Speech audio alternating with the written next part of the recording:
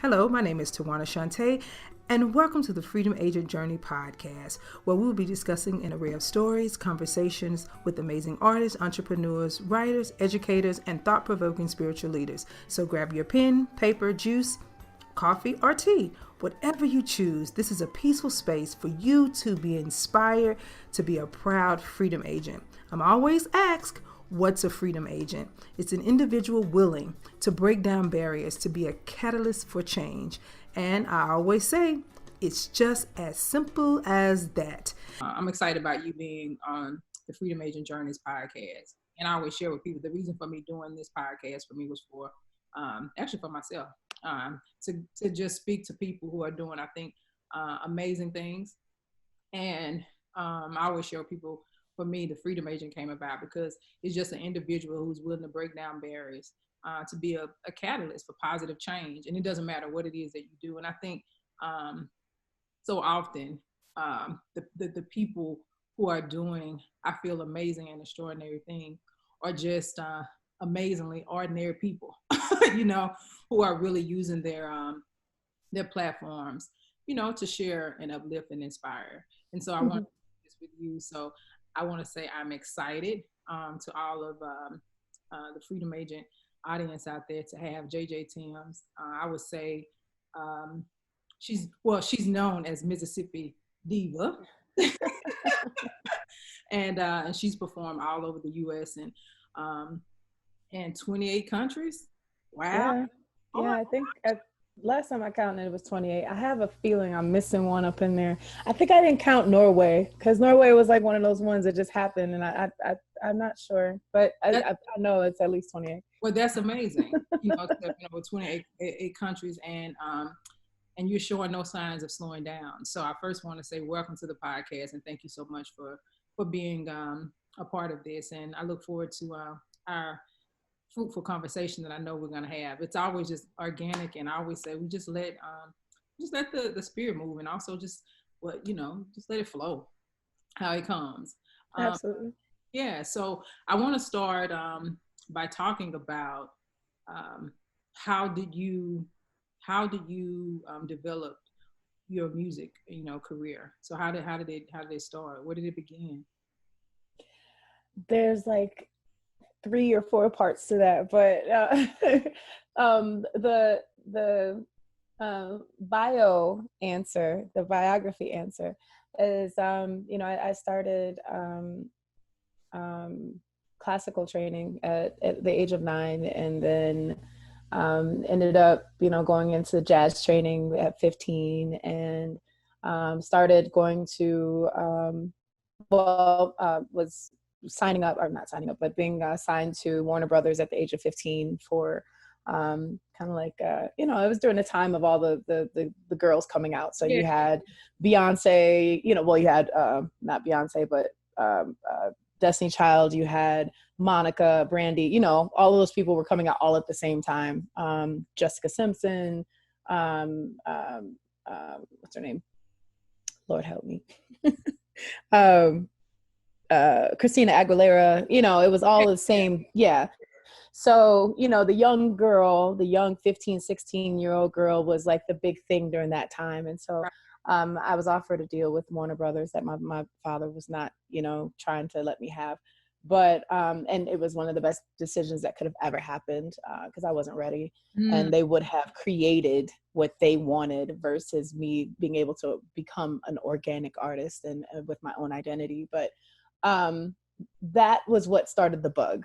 That's when I kind of realized, wait, I might have something that can be marketed and I might be able to have a career doing this. Up until that point, I don't think that I ever had it in my head that I really wanted to be, an artist in that capacity. So, no, I didn't. I wasn't the kid that grew up and said, I'm going to grow up and I'm going to be famous and I'm going to sing. That wasn't me.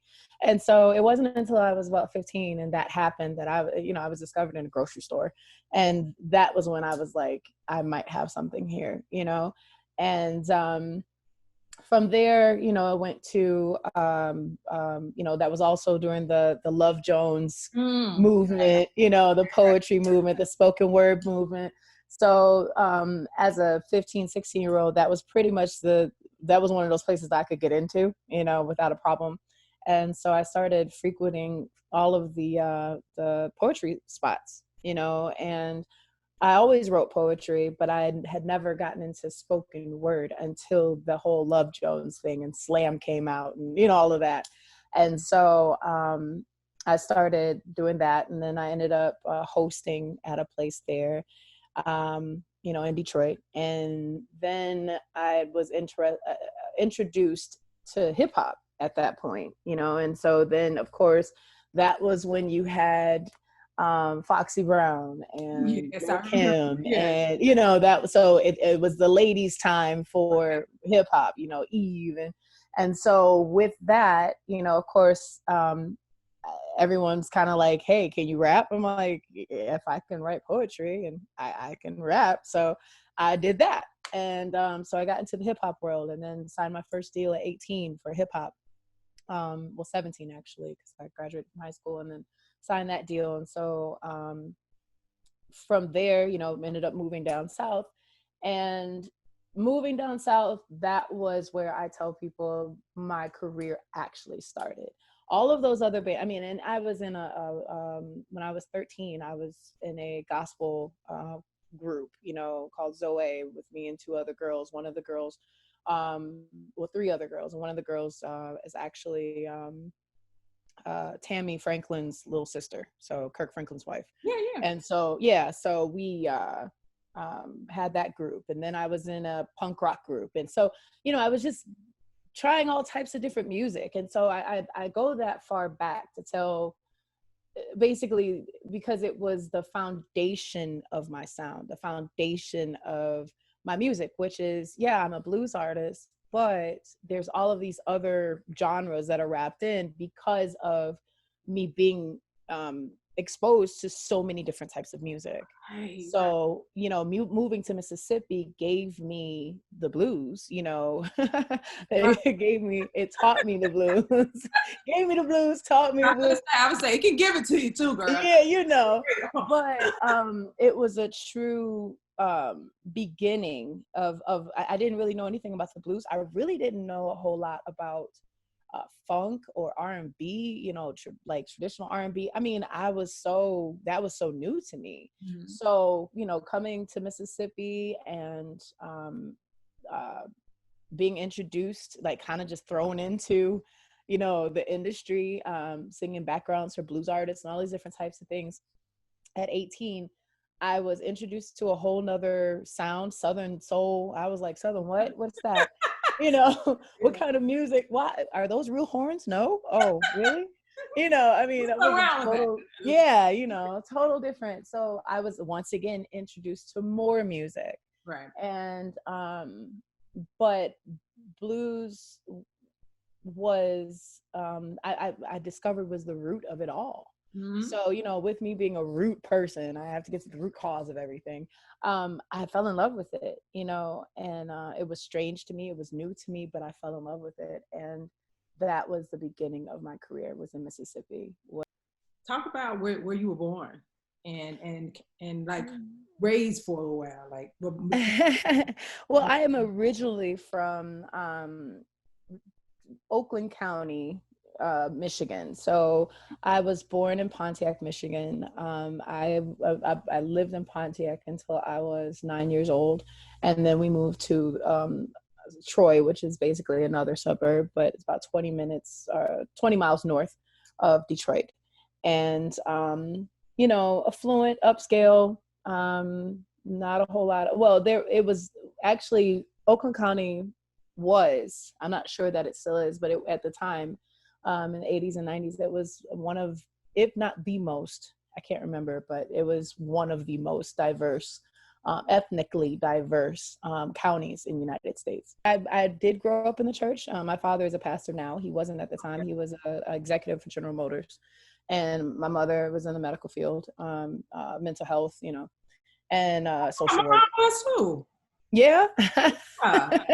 Yeah, you know, and you can always tell, you know, mental health and psychology kids, you know, we're a little. Girl, don't you get, I know, girl. I know. We're a little different. I just learned something about you today. That is so interesting. Yeah, my mom. Yeah, right. That makes sense. Because I mean, like for instance, I'm looking at our clothes right now. I mean, it seems like we. And then in commemoration. Oh my gosh! I just. No. And so I had to wear my freedom shirt. I know. But so let me do it. With that being said, like the influence though of growing up not far from, of course, like Detroit, that have the influence too on the music in terms of, Motown and the whole thing. I'm sure everybody, a lot of times I hear people other stories when I'm listening to or reviewing documentaries. They'll say that influence of people who grew up in Michigan, Detroit, Michigan, like that influence of that. For me, no. For me, no. I was in a whole different world, and so the world that I was in was classical music. And I started singing when I was, 4 or 5. And, I went to Montessori schools, and they, pulled my parents aside and said, look, she's got a real talent for music. She has an ear, and she also has she has the ability to pick up languages very well. So you need to probably, really nurture this, And so they were really encouraging my parents to put me in, things that were for creative arts, whether it was visual arts or foreign languages and, so on and so forth. That was where I flourished. And music. And so that's how that started. It was teachers that kind of pointed that out to my parents. But my father grew up in the Jim Crow era, during the Jim Crow times. He was born in 1947. And so my father and then my grandmother ran a juke joint, where basically everybody stayed. Bobby Blue Bland and all those guys, they actually stayed with my grandmother. She had a boarding house and a juke joint. And my father, growing up in that environment, was adamantly against me doing anything in the music field. Adamantly, because, his whole ideology was, basically only thing that Black folks were thought to be able to do was to catch a ball and sing a song and tap dance. Those are his words. And I was like, Daddy, ain't nobody tap dancing. What are you talking about? Like, you know what I'm saying? Like, tap dance? I'm not a dancer. What do you mean? Like, yeah, but he was so, like, that was a big deal to him. And it was because of what he saw. It was the environment that he saw. And it was the debauchery that he saw. Later on, he started telling me stories about, his mother shooting people and, hitting men over the head with logs and, people, him hearing, people in the next room, and their midnight trysts, and he could hear all of that. Right. And so for him, it was like, I don't want my daughter anywhere near that. But that was my gifting, So Detroit did not really have much to do, Motown sound and all that didn't really have much to do with my sound at all.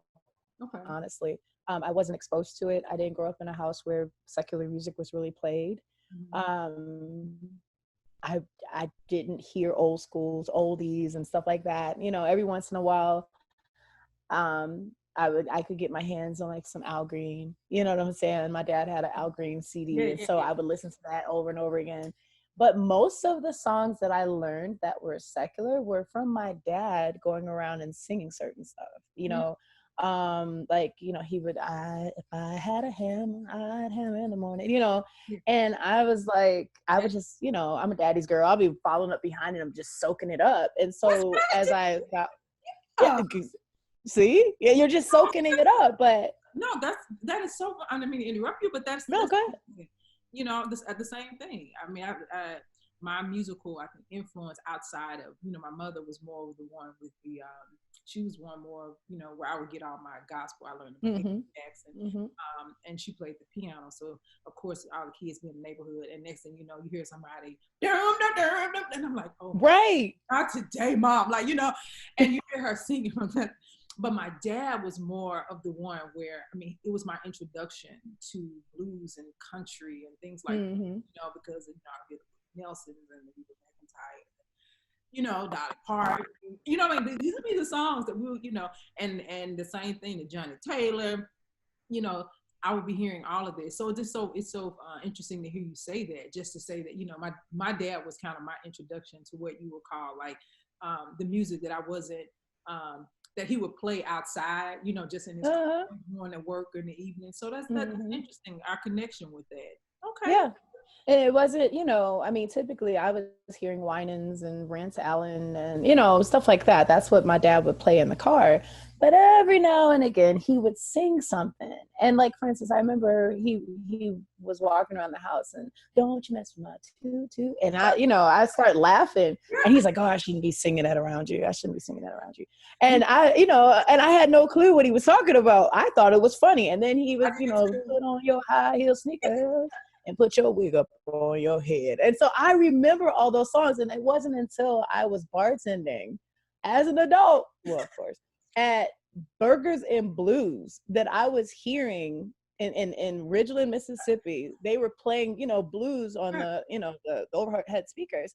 And it was like songs that he used to sing little bits and pieces around the house that I would sing with him, not knowing what they were, who they were by, who the artists were, or anything. That as I was bartending, I would hear these songs and I'm standing there like, that was a real song? I thought he made that up. Like, like it was crazy. Yeah. So, then fast forward, you come to Mississippi, you all in Mississippi, the influence that you had, that it gave you, in terms of, the blues. When were you ready? When did you say, you know what, I am ready to make this move and go into blues? Like, how did that transition come about? Like you said, of course you had, you have a diverse palette of music, but you also wanted to be like, I'm going to try blues. When was that moment where you say, you know what, I'm going to do it? Well, I met Harrison Cap Calloway. I met him when I was, let me see. I was 18. I started singing. Well, the way that I actually even got on the music scene in Mississippi, because I didn't know anybody. When I moved to Mississippi, I knew no one, not one soul, not anybody. And we lived out on the reservoir and I was away from everybody. Like, I didn't see any Black people at all. So, I was like, please give me a direction so where I can find some Black people. Please. And then the only thing that, I knew about Mississippi was, Ku Klux Klan and people getting hung. And, I didn't know anything about Mississippi. That was the only viewpoint I had of Mississippi. I had never been to Mississippi. I had never, so we're living out here and it was kind of, it was a culture shock, So I remember asking my mom, like, she basically was like, you need to get out the house. And I'm like, and go where? I don't see anything but a bunch of fields. Like, where am I going? And so she was like, go to the mall or something. And mind you, I was a mother at that point. I was a single mom. I was a teen mom. Okay. So, she's like, you and the baby just need to get out. And I'm just like, I don't know where I'm going. And so she told me about the mall. Now, mind you, we lived, out on a reservoir and there was a closer mall. She was trying to tell me how to get to that mall. Somehow I had figured out how to get to Metro. Oh, okay. And so I can't remember how, but I figured out how to get to Metro. So I drove all the way out to Metro. But Metro actually wasn't that, it was far, but it wasn't as far as I was going all the way around the mulberry bush because I didn't know where I was going. And so, so I ended up going to Metro. And of course, that's where all the Black people were. So I'm like, okay, finally I see people that look kind of like me. Great. So I'm walking through this mall and I started going to the mall every single day because I did not know anything else to do. So I went to the mall. I would dress my baby all up, put on this nice little Timbs and everything, and go to the mall. Well, it was a guy that was working at the two-way pager store, girl. No, Two-way you pager. did say two-way Yes, page. yes, I did. Motorola two-way page me. Okay. And so, and you know, I would walk past him every day. So finally he looked at me and was like, okay, I see you every day. How you doing? You know, so we start talking. And, you know, then we start talking, Yeah. you know, talking. We were talking at first and being friends. And then he convinced me to buy a Motorola two-way pager. And of course, he's the only other person that I knew who had a two-way pager. So we start talking. So, you know, and by this point I had enrolled in Mississippi College. So I'm meeting some people, but, you know, still not a musical. I had come from a place where I was in a musical community. And so I did not have that.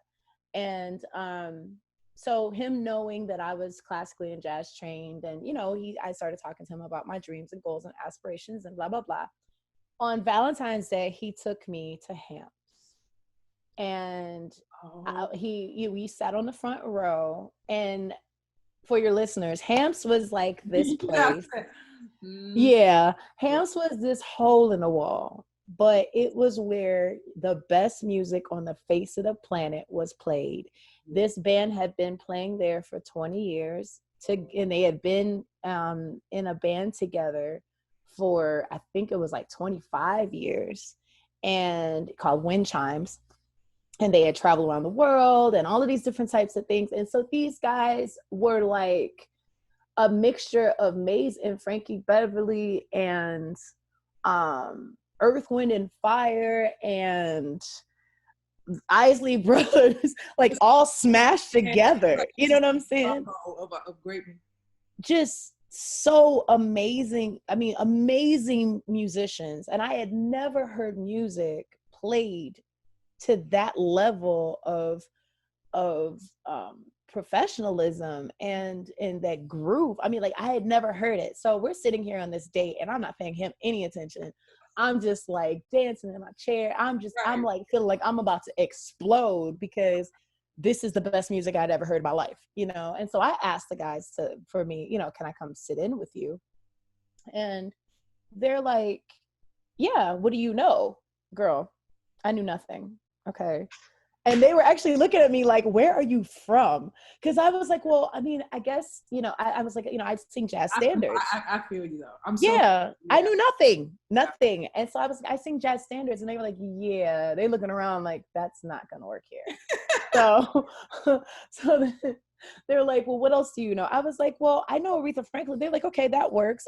They were like, what song? I was like, Say a Little Prayer for You. And they were like, yeah, that's not going to work here.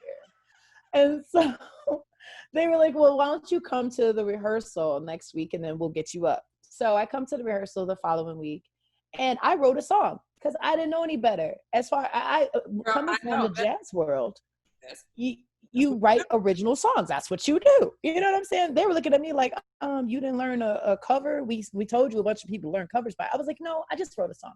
And they were looking at me like, this girl is crazy, you know? So long story short, they learned the song and I had found like this hip hop track. You know how you remember how you could get CDs that had a track on the other side, mm-hmm. You know, the instrumental on the other side. I know exactly what you're talking about. Yeah. So I had a hip hop track and I wrote a song to it and they learned it. And it was called, what was it? I can't remember. Anyway, it was it was a song that kind of was like attitude, you know, yeah. you don't own me, you can't tell me what I'm about to do type thing. And so kind of like a Tyrone. Mm-hmm. And performed it at Hamps the following week. And the next day I performed it at Hamps, got a standing ovation. Crowd went absolutely crazy. Wow. I started coming in every week, every Wednesday and performing with them. I came to the rehearsals on Tuesday. I performed with them every Wednesday for a month and then Hamp hired me. And I actually performed with them for 6 years. And before I moved away from Mississippi, but that was my training. And then that's where all of the blues artists started to find me, and I started singing backgrounds for Denise LaSalle and Peggy Scott Adams and Marvin Cease and all those different types of people. I was making all my connections out of there. And then I started doing the festivals. I did the Lynch Street Festival. I did the Fair Street Festival. You know, I mean, it was just, So that was like your you know, your opportunity in terms of you just like planting, you know, planting your seed and yeah. And then I was introduced to Andy Hardwick, and Andy Hardwick is a legend. You know, he's an absolute 100% jazz legend. Yes. But he used to play saxophone, and he played for Carmen McRae and Ike and Tina Turner and all these different people. And so I ended up being his vocalist, and I was at the Hilton singing with him in the lobby 4 nights a week. And so it just, all of a sudden, I had become like this full-time artist, you know, and I was singing, you know, backgrounds at Malico, and I mean, just all of this stuff. And I was like 19 years old, you know, and so I fell into it, but I still was doing like, I mean, you know, and then I found 7 studios. I ended up, you know, stumbling on that. Yeah, that's where we met. And, you know, so then Ezra and I became very close. And so I was always at 7. And then that gave me a place where I was able to still do hip hop and neo soul. And I was discovering neo soul and you know, blues. And I was just stretching out and finding my identity, you know, musical identity.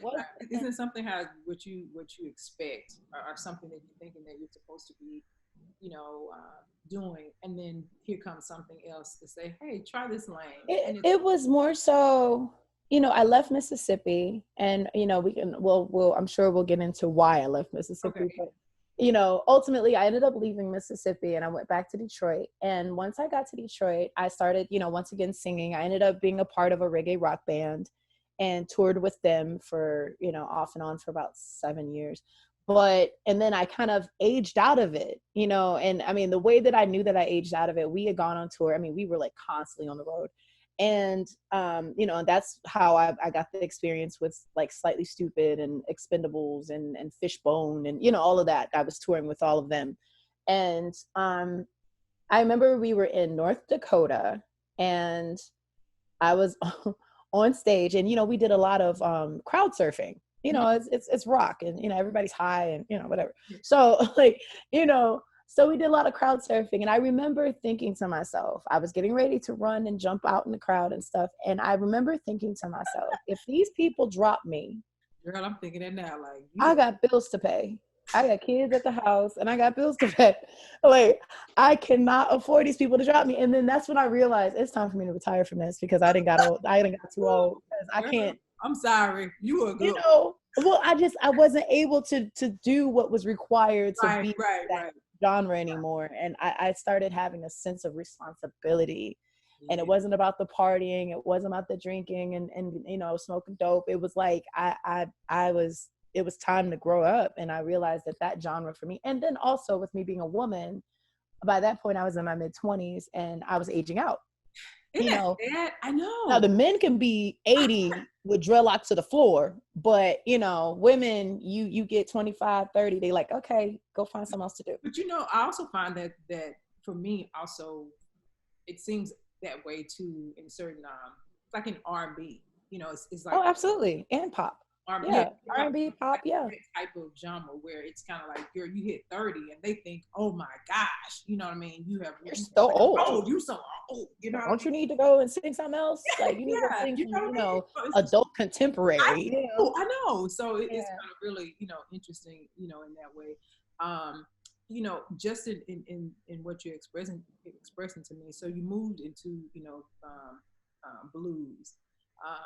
How was it in terms of, or how would you say in terms of us just talking about this, like the music industry has its highs and lows. You know, it has complexities in it, right? Mm-hmm.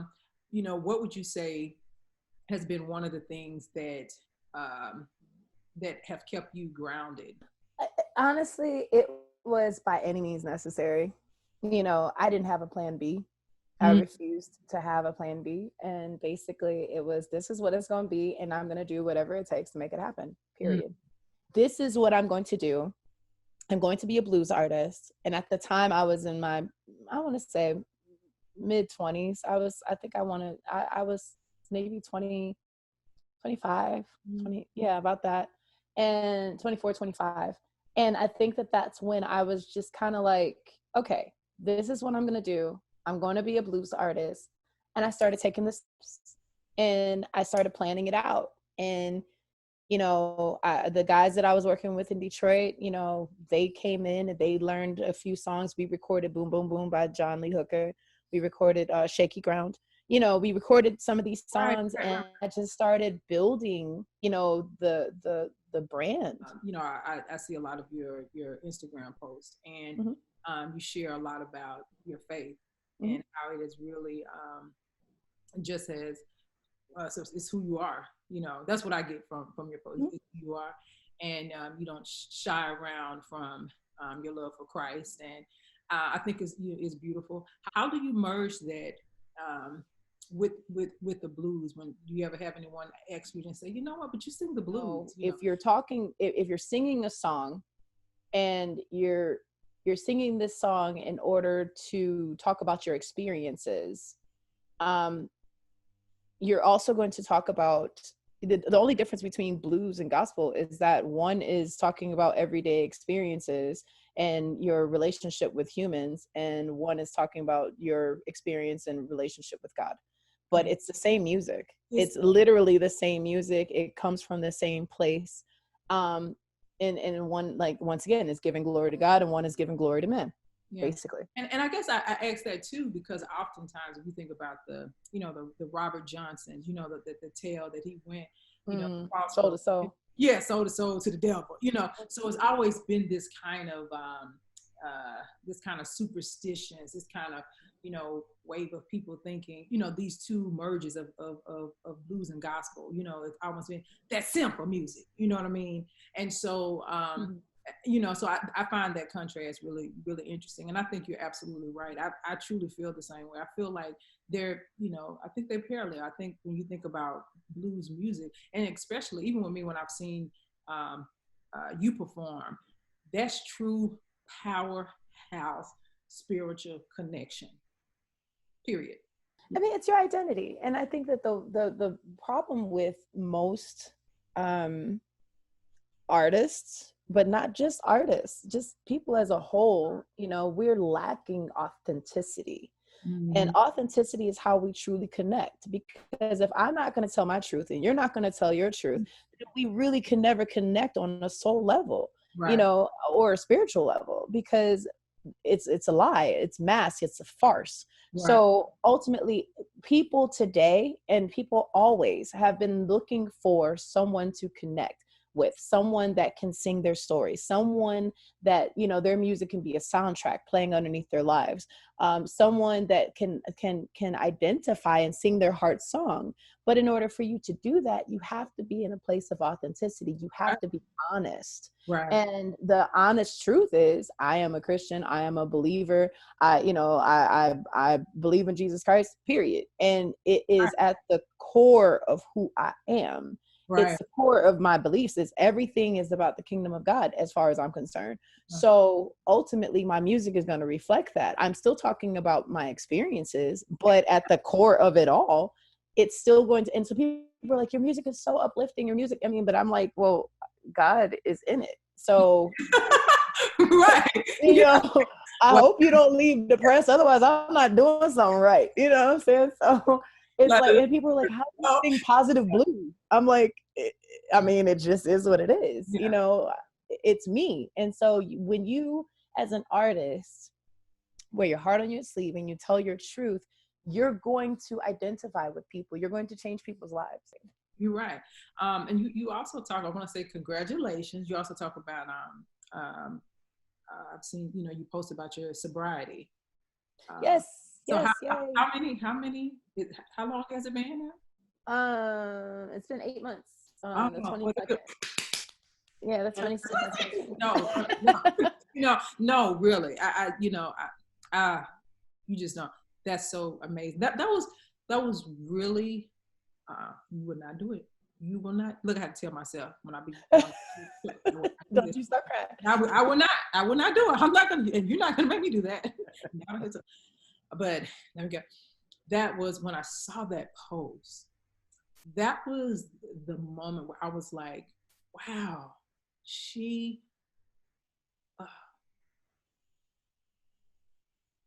for you to share that. Do you know how many people, girl, that you. Oh, absolutely. Yeah. You know, and I totally understand when a lot of times when people say, well, you didn't have to share this and you didn't have to share that, you know, because I mean, I went through my divorce out loud. You know, I talked about it all the way through and, you know, what I was feeling. And, you know, I was, you know, sharing stuff about, I don't feel like getting out of bed today. I pulled the covers over my head. I wish, but, you know, I got birds outside my window, you know, chirping. I wish I had a BB gun. Like, I mean, I was literally going through it, but it was people behind the scenes that there were people behind the scenes that were sending me emails and saying, oh my gosh, thank you so much for sharing this. I'm going through a divorce right now. I thought I was all alone. You gave me some hope today. You made me feel like it's okay for me not to get out of bed today. All my family's telling me to get over it. But I'm like, nah, grieve that out. Like, girl, stay in bed, whatever. Like, you know, I mean, and the fact of the matter that you, maybe if you just get up and brush your teeth, you did something today. Good job. You know what I'm saying? So, that type of thing. And so with the, you know, dealing with sobriety, I mean, I was alcoholic, you know, and so a lot of times people say, well, it's an ongoing journey. For me, honestly, you know, I all glory and all honor goes to God completely. It was literally prayer and a deliverance that happened for me. It wasn't a situation of, you know, I didn't go to 12 steps. I didn't go to AA, and there's nothing wrong with that. If that's the steps that you take, God bless you. And I think that that's amazing. Whatever it takes in order for you to get free, I support 100%. I'm behind you. I'm cheering with you and praying for you. For me, it was literally a surrendering and saying, God, I can't, but you can. I don't want to do this anymore. I can't live like this anymore.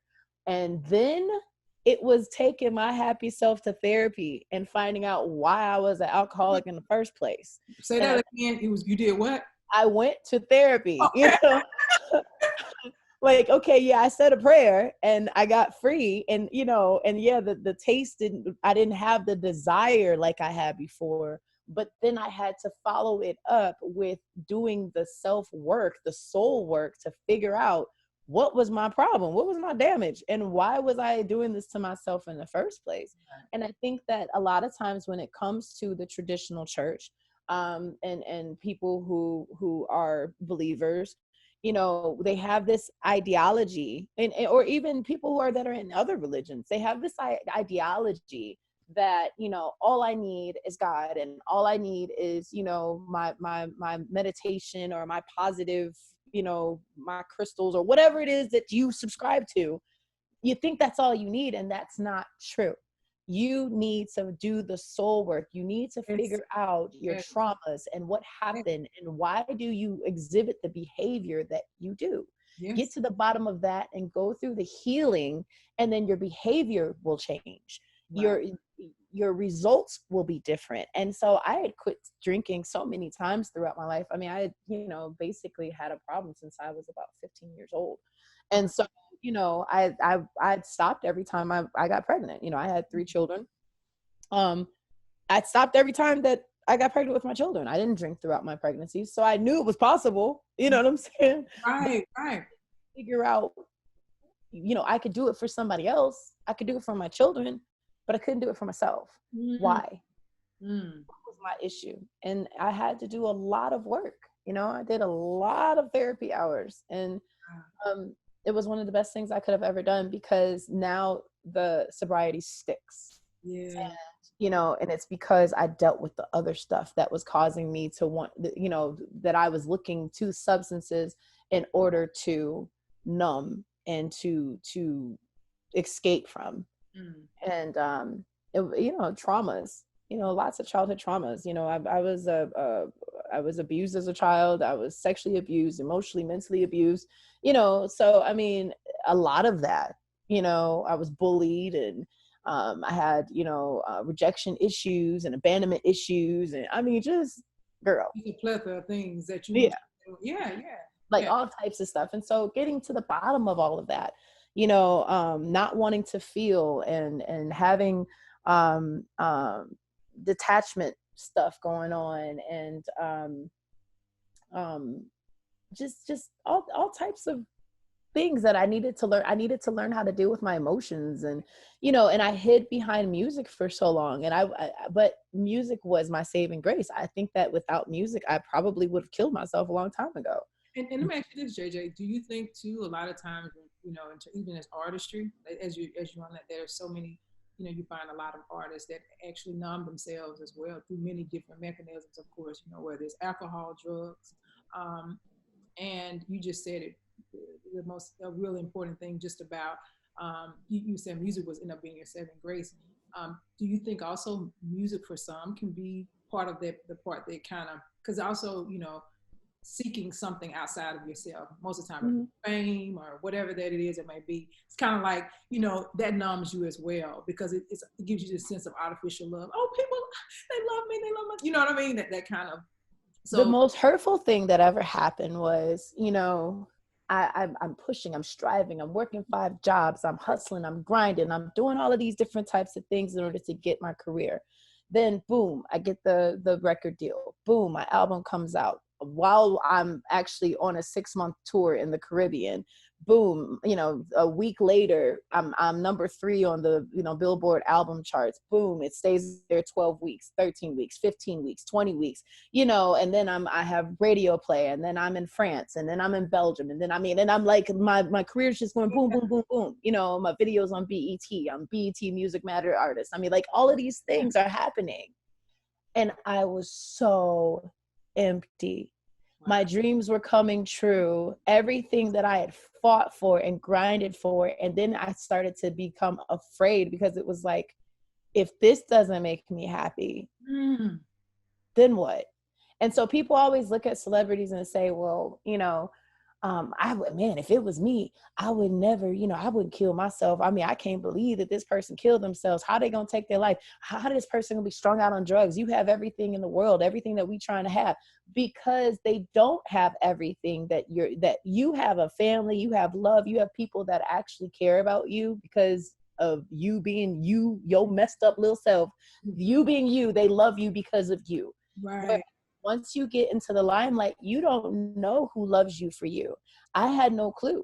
You know, like, it was like people were being nice to me, but are you being nice to me because you saw me on BET? Are you being nice to me because, you know, you see me rocking stages, or because you actually like me? Yeah. You know, do you really care about my issues and my problems? I mean, like, you know, and what I discovered was, like, I would be dating people and they wanted me to be JJ Thames that they saw, you know, on TV or on a, you know, on a billboard or wherever they saw me, you know, that's what they wanted. And then when they realized I was a real person with real issues, real feelings, you know, I took off makeup at the end of the day, and I have real skin, real, you know, real eyes that weren't green. You know what I'm saying? All of these different things, you know, I took my wig off, and, you know, I have real hair.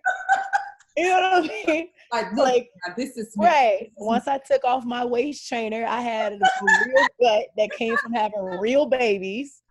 You know what I'm saying? And it was like, if it's like me, some real stretch marks too. you know what I'm saying? And that once I took the bra off, I kicked them joint across the room. Yes, like, I was real. And like, these guys were just like, okay, that wasn't what I signed up for.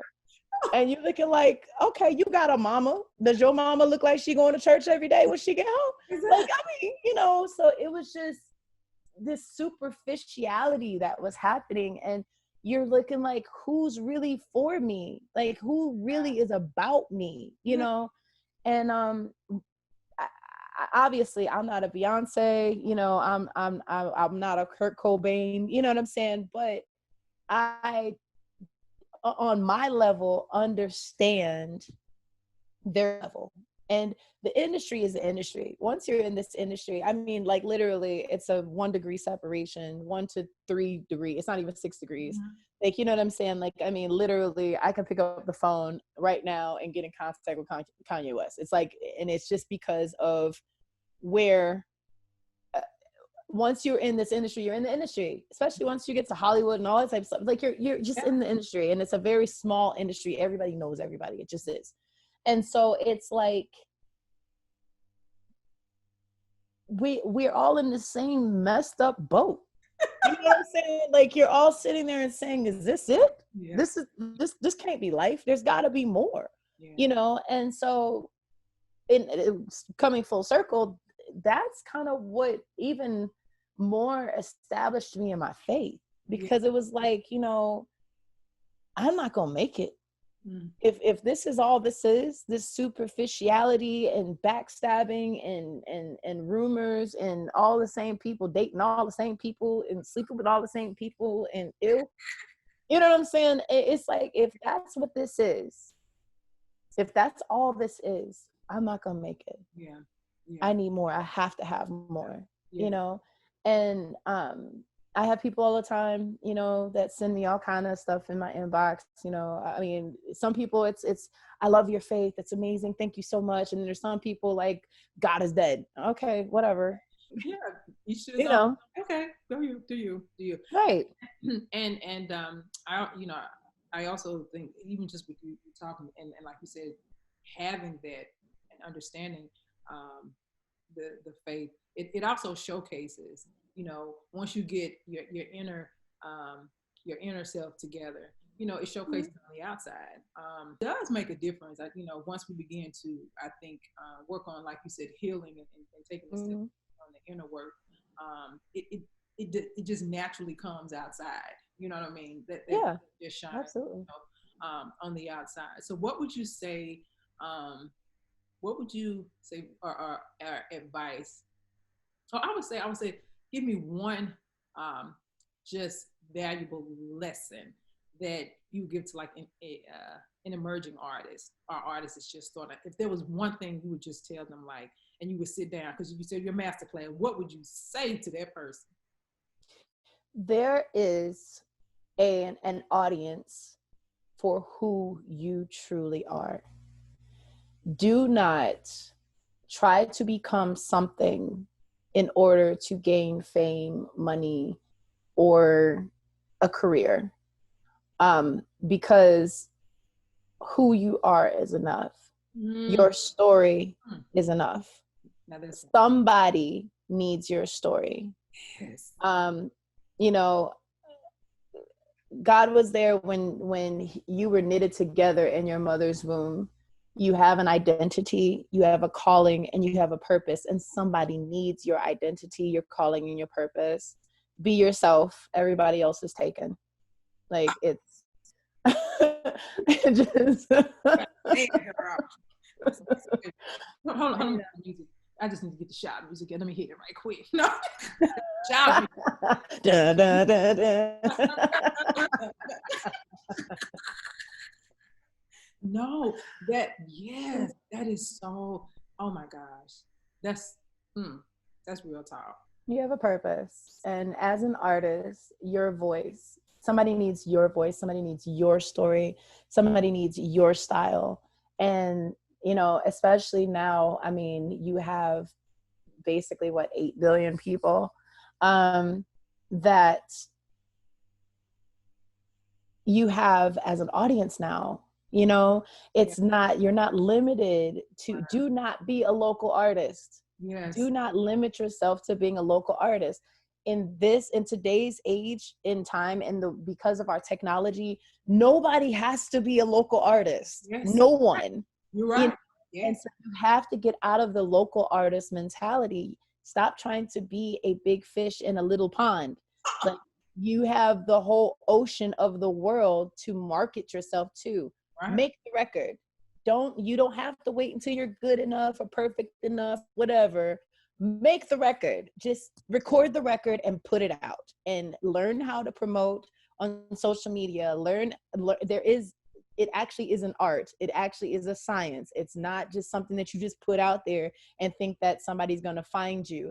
You have to promote yourself, invest in yourself. If you won't invest in yourself, nobody else is going to invest in you. Don't try to, you know, run out here and get record deals. Record deals are not where it's at. You don't need a record deal. Put out your own music, promote your own music, do your own thing, create your own identity, create your own brand, study and show yourself approved, figure out exactly how to market your music. Because I mean, there's courses out there. Matter of fact, I'll have one out in about a couple weeks. So right, yeah.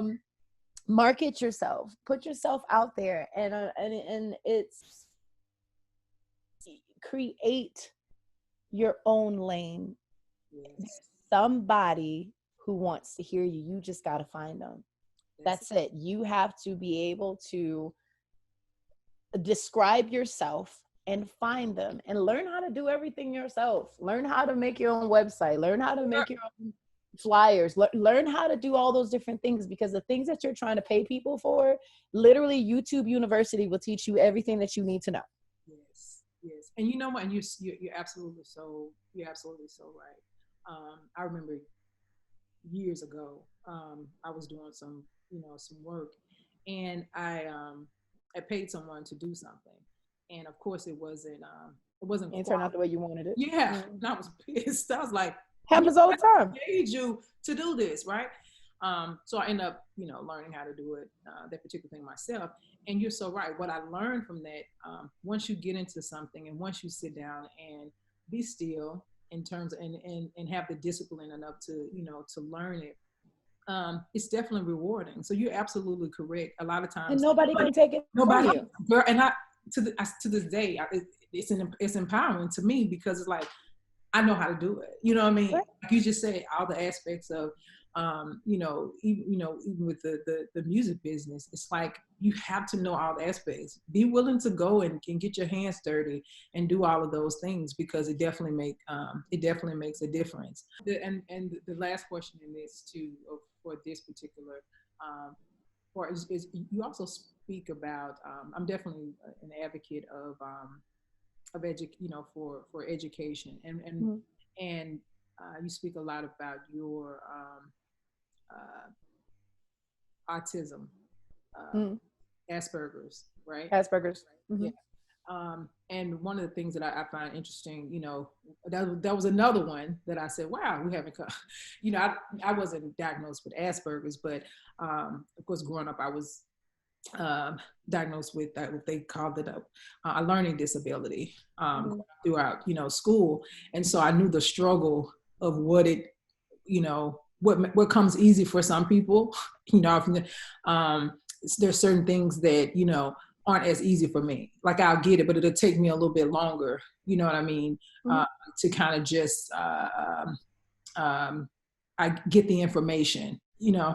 So when you spoke about that, or when you share your story about that as well, what made you want to share that as well? I mean, which I think is it's really, of course, I think it's something amazing that that you speak about, because there are a lot of us that have, like, and I want to put out to say, oh, these disabilities. I don't want to put.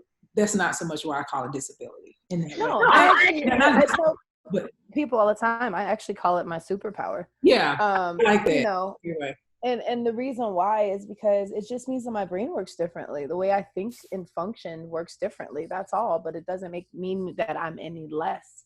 Matter of fact, that means that there's a lot of things that I actually do better than other people. But there's certain things that other people do better than me. Yeah. My best friend, she lives in New York, and it's funny because forever she was introducing me to people and saying, this is JJ.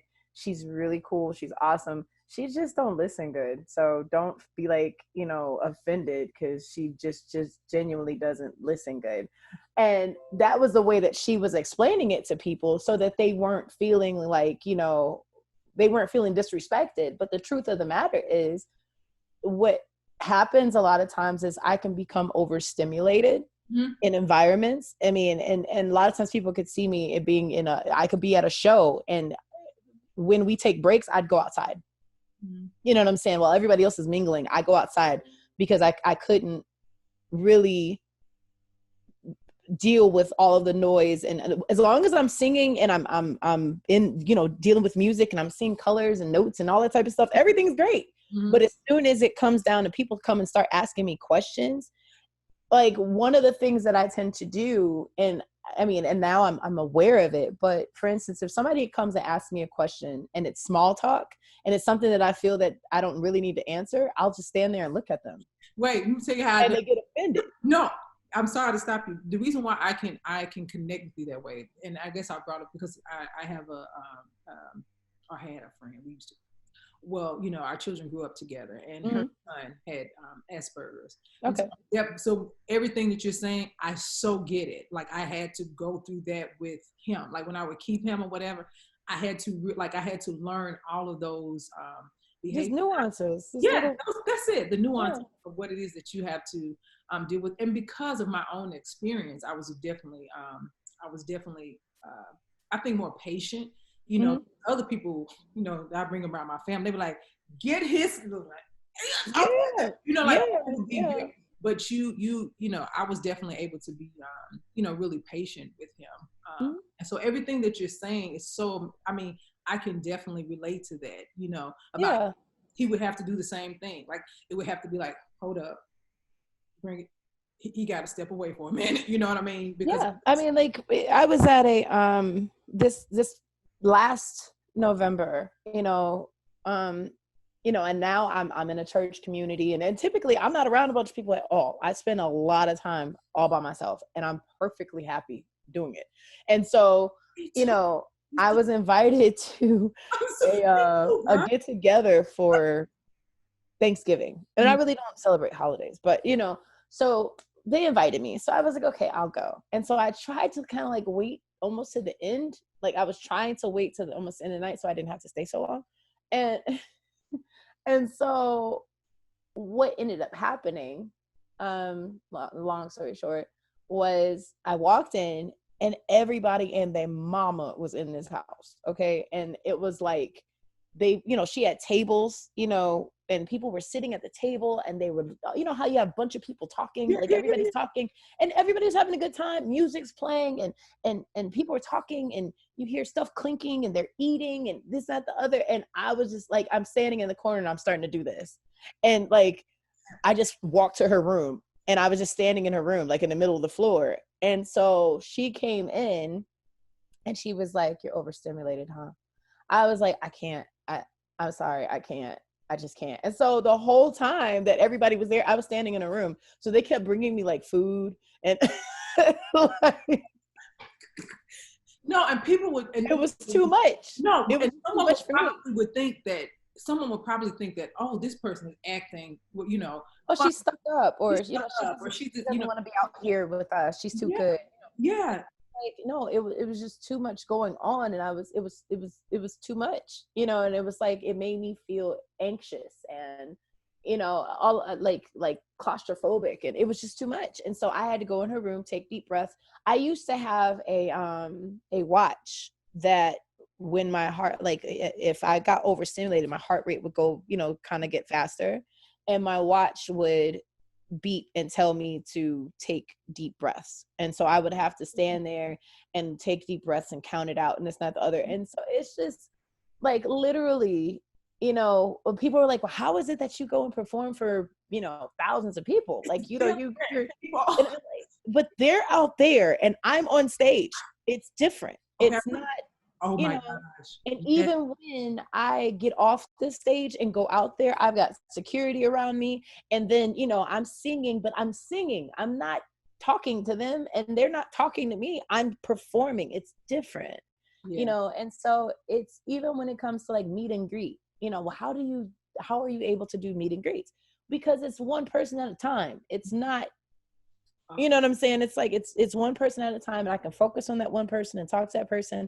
And then we smile and take pictures. And I've learned how to be able to do that. Yeah. But even with that, I can only do it for a certain amount of time before I become overstimulated. And then it's like, you know, I'm zoning out. People are talking to me. I can't pay attention, you know, all of those different types of things. So, you know, and then come to find out also, in addition to the Asperger's, a lot of that behavior, a lot of those behavioral things are also stemming from from trauma.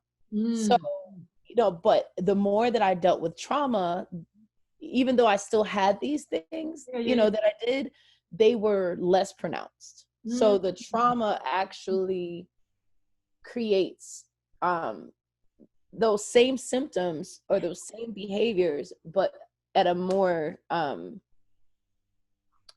pronounced way. So the more I dealt with trauma, the more that the less pronounced those issues became, and the more I was able to become aware of them and know how to prepare myself for them. Like for the longest time, I mean, throughout my entire life, I struggled with eye contact, you know, and there was always this running conversation on the inside of me, telling me, okay, now you need to look at that person in the eye. And I would like look. Oh my and I look away. That's what he did. I look. Yeah. But you know, and then if I didn't catch myself, it could be the opposite, where I'm just staring at you, and then it's really awkward. You know what I'm saying? Because the person's looking away, like, you know. So, like, should I be like, what should I? And once again, this is, I'm telling you, it's been such a fruitful conversation with you, because it's, you know, it's real, and I think it's just so important for people just to understand that we all are work in progress. You know, absolutely. Just, you know, striving to be our better, you know, just a better version of ourselves. So this is real. Like I said, I had to ask you that because I thought it was, and now that you are explaining it, I promise you, I connect even more because I know the experience. I know everything you're talking about. As like, I know from the aspect of my friend's son, and even from the aspect of my, you know, myself, of what I've had to endure with, you know. So many people would think that, you know, they were like, how did you come up with that? And when I go to explain it, they be like, dude, what and why? I'm like, I can't explain it to you like that. You know, it has happened to me like writing, like, you know, that doesn't go. I'm like, it might not go for you, but I'm telling you. But it's going to go for me. Exactly. For me. And that's part of the reason why people can't even really write for you. Like, people want to write for you, and you're like, you can't write for me because you don't see the notes like I do. And they're like, see the notes? What you mean? I see the notes and they fit, and you don't. And so you can't write for me because you don't, you know, you don't realize that note is blue. And they're like, wait, what? I'm like, it's blue. And you went red and it was blue. And they're like, what are you talking about? What are you talking about? It's like, you're going to try that there? You're going to put, I'm like, yeah, let's go there. Let's put that in there. Like, so, you know, so hearing you speak about this, you know, it's another part of the connection. Like, I really, you know, like, I'm really, you know, and that's why I do this. I really get an opportunity to connect with, I've just been able to connect with people in such, I feel like, just a more personal and intimate way, you know. So, well, I'm going to close out, and there is a part of the podcast that I do. It's called Freedom Rounds, right? So you only have just off the top of your head, top of the dome, you got to just, whatever question I ask, you just answer it. Don't give you too long to think about it. Okay. No, just put it out there. Okay. So I'm ready. Start with well, let me see, what did I have for you? So who has been your musical influence? Ray Charles. All right. What do you do in your spare time to relax? Sleep.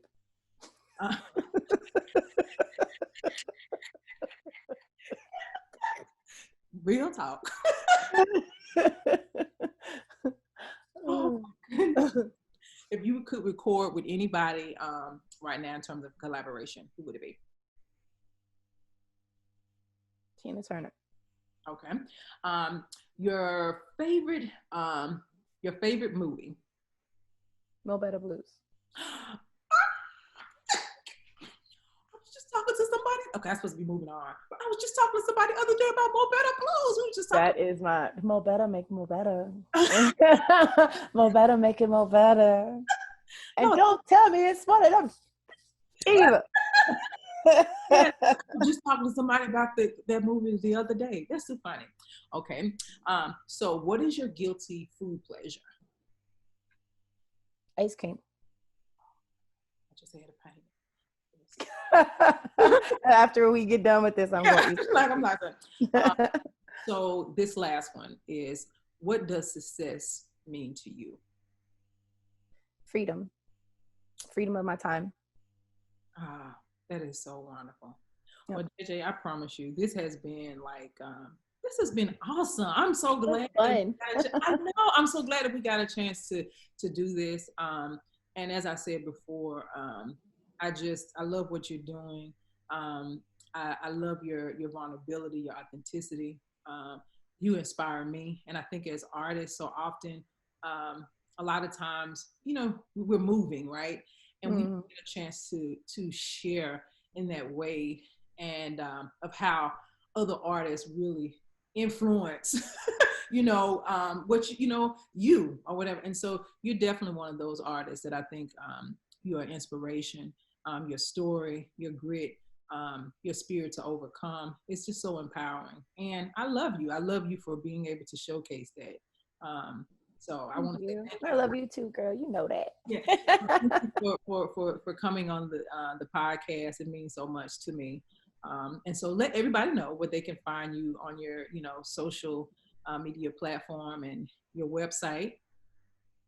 My website is www.IamJJThames.com.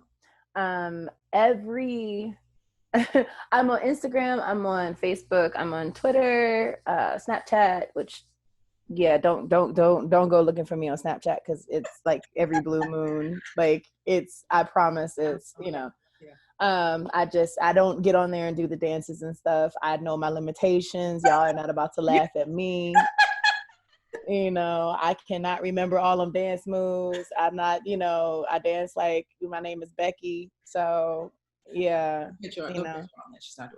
yeah, I can't. So, but I am on all mediums, and you can find me on Spotify and Pandora. I have a Pandora channel, and YouTube. JJ Thames Music there. Pretty much, if you just Google JJ Thames, all of that stuff will pop up. And then, of course, if you go to my website, you can find all of my social media. But the book, Sugar Baby Honey Child, it is sugarbabyhoneychild.com. And I'm also on Instagram for that. So check that out. If you enjoyed this podcast, don't hesitate. Leave me your review on iTunes, as well as TawannaShaunte.com for more content.